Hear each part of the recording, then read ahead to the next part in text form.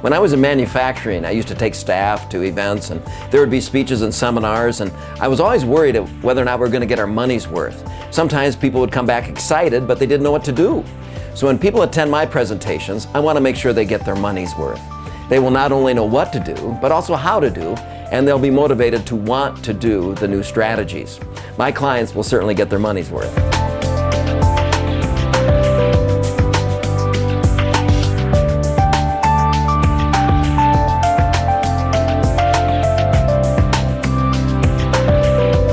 I customize every presentation. I have a long list of questions that I ask every meeting planner so I can tailor the content to meet the objectives of the event. Now, if you want people to change, you got to sell these 4 Ps. A purpose. There's a good reason why. The status quo isn't cutting it. I mean, if you're a manager, if you're a supervisor, they're managing and supervised. People need to know. And then you got to make sure they picture or have a demonstration of or can see what it would be like if they did it differently. And then you got to make sure you have a plan. We'll follow up in a couple of days. We'll follow up in a couple of weeks. We'll follow up in a couple of months. Seems pretty well thought out. And that's the part they need to play. You sell those 4 Ps, people will follow you through fire.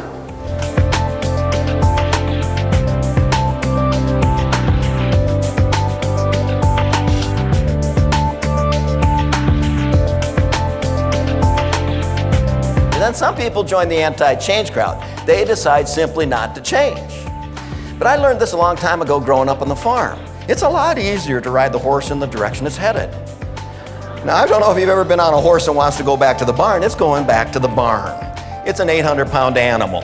And the more you pull on that bit and bridle, the more you slap it on the ears, the more likely it's going to scrape you off on a tree or the barn door on the way in. So sometimes when our industry changes, we're just going to have to ride the horse in the direction it's headed.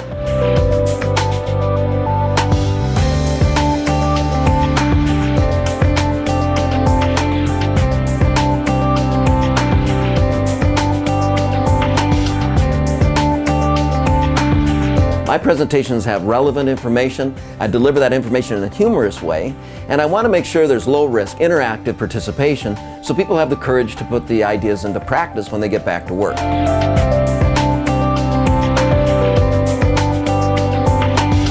Show interest. Number 4, avoid distracting actions. What are some of the distracting actions you've noticed in other people when they're listening to you? What do? Look away. That would be distracting. What else? Roll their eyes. Yes, that's distracting. Some people run their fingers through their hair. Some people pull on their ears. Some people check their text messages or cell phone messages or email. Some people take phone calls. No, I'm not busy right now. You're like, what? In the conversation, what are you taking phone calls? We all have a distracting action. Find out what yours is. Ask the people you work with. They know. Ask the people you live with. They'll tell you. Then stop it.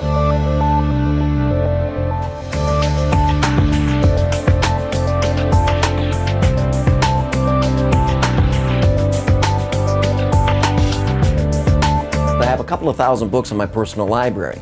So when the meeting planners or my clients tell me what their challenges are, I go to work and dig through the research to find the most practical strategies that they can put into practice right away.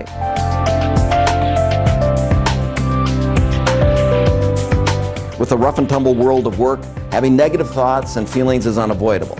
However, if we understand and expand our emotional intelligence capabilities, we'll be able to overcome the negative thoughts and feelings and learn to act in a way that reflects our values rather than what we are feeling at the moment. So let's jump into the workbook and consider these concepts and build the skills we need for developing and sustaining emotional intelligence. I think when a speaker can connect with the audience member, that audience member can connect with the content and apply it in their personal and professional lives.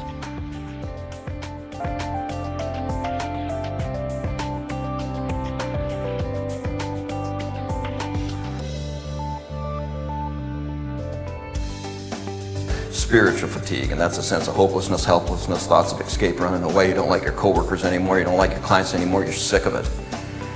And I think the best way to tell you that spiritual fatigue is if you're watching one of those TV programs that has those stories about people that have run away to another part of the country for 5 or 10 years and none of their family and friends can find them, and as you're sitting there watching that show, you're wondering if you could do that, if you could just run away for 5 or 10 years. Just take cash, take all the cash you can find. Credit cards and checks are too easy to trace, just take the cash.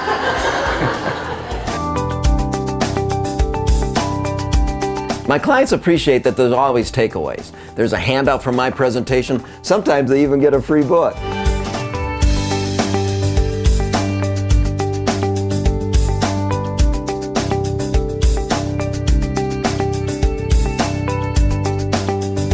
My style is that people laugh quite a bit and accidentally learn quite a bit. And I think that's a great way to spend a day. Often when I deliver this seminar, I ask some of my clients, especially if it's a breakout session, can I use my overhead projector and transparencies when I start? And they go, what? Can I start out with my overhead projector and transparencies? Why? Because you got to see the youngest two generations just squirm in their seats. They're going, oh my God. He's trapped in the 80s. And that's a lot of fun. I start with the overhead transparencies. The older generations are going, must be pretty important. He made a transparency with that. Actually, his final statement about just being willing to open up and recognize that they're different than you are. And we actually had all 4 generations sitting at our table, so that was kind of cool.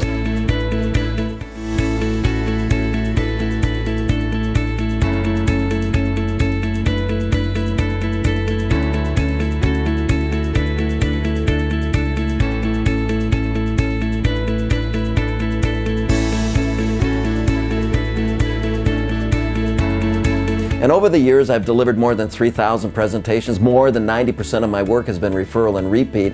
So something must be working. But I had a business mentor that told me, kid, if you owe the bank $50,000, you're in trouble. If you owe the bank $500,000, they're in trouble. So be careful when you pick your mentors.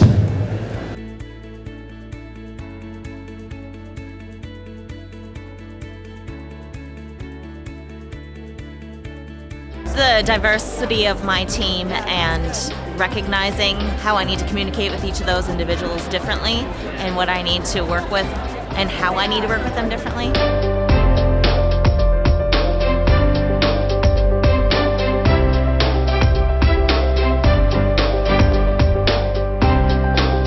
I think the value that I provide my clients is that I have 2 goals that I must meet. One is to make sure they look really good.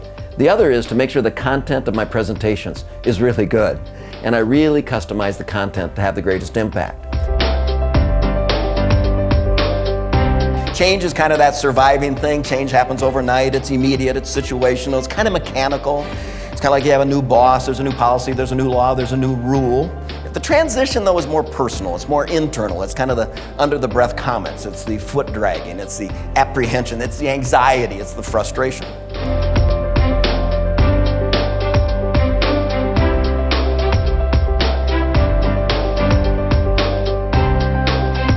Audience engagement is critical to the success of the event, but also for the success of the individual.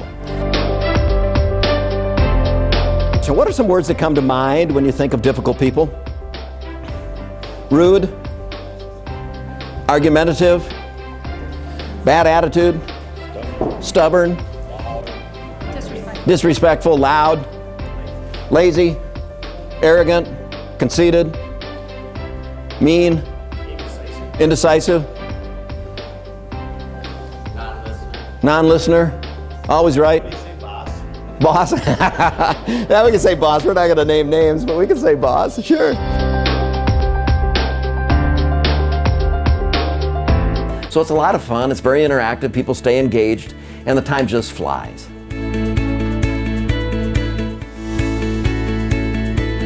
He was great. I saw him last year when he did the bullies, jerks, and stuff, and then this generation one's really great. So he made us write 4 thank you notes. 1 to a family member, 1 to a friend, 1 to a co-worker, 1 to a volunteer. And then he asked this question: how close to the truth are they?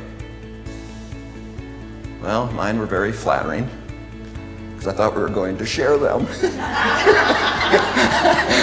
Mine were very positive. Mine were almost lies.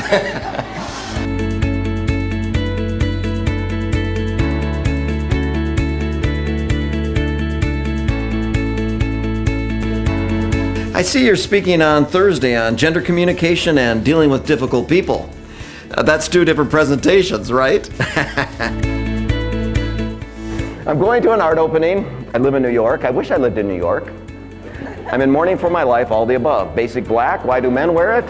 His response, I thought it was navy blue.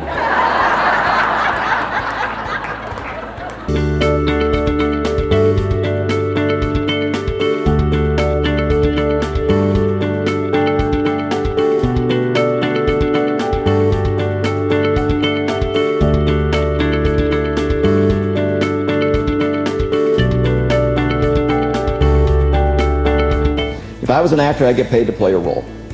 Guess what? At work, we get paid to play a role.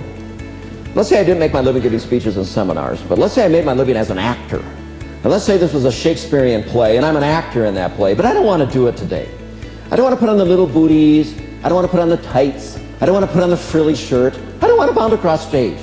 You've got $50 tied up in your ticket, and I'm on stage doing this.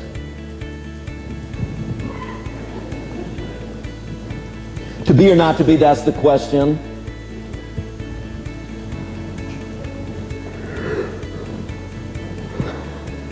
Where art thou? Would you feel like you got your money's worth? No, you demand your money back. If I was an actor, I'd get paid to play a role. Guess what? At work, you get paid to play a role. You know all the characters.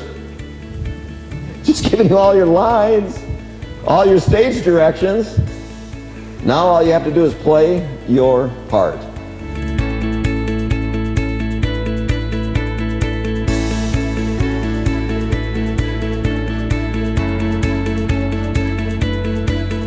For the simple fact that this recipient consistently shows up prepared to deliver, and clients are always satisfied with the results.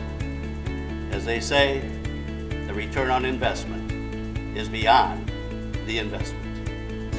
Is smart, talented, funny, relevant, and trustworthy. A colleague like we all will enjoy dealing with over the long haul. Kit Welchlin is a hard